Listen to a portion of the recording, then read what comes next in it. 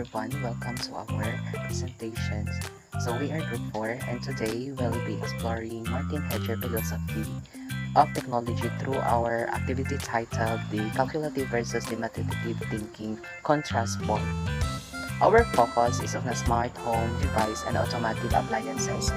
On the left, we'll look at technology through calculative thinking, where homes cores became efficient measures, functions driven by automations, apps, and maximum output. On the right, we explore meditative thinking, where manual labor, care, and connections bring a sense of true presence and mindfulness to our daily lives.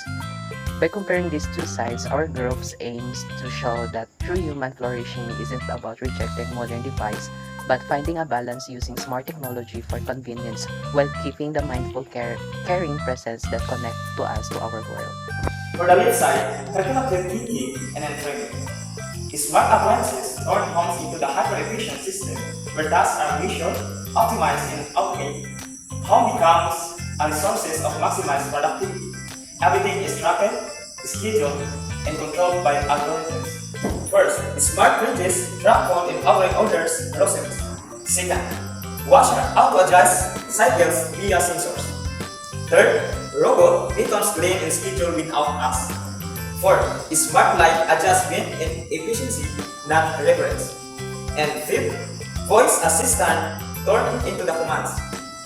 So now let's move on to meditative thinking, where we focus more on being present and finding meaning in simple household tasks.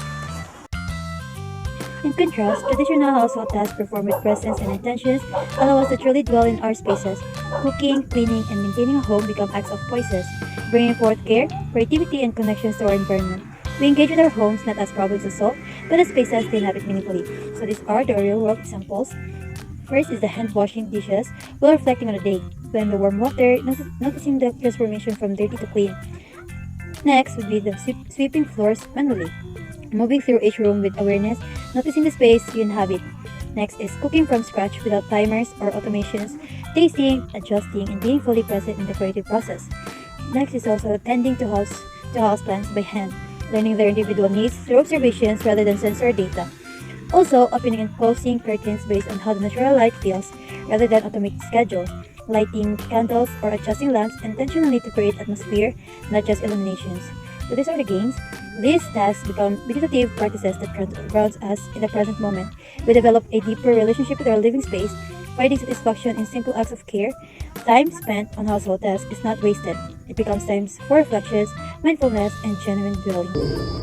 So, for conclusion, smart home devices and automated appliances represent calculative thinking. They make our homes efficient, scheduled, and convenient.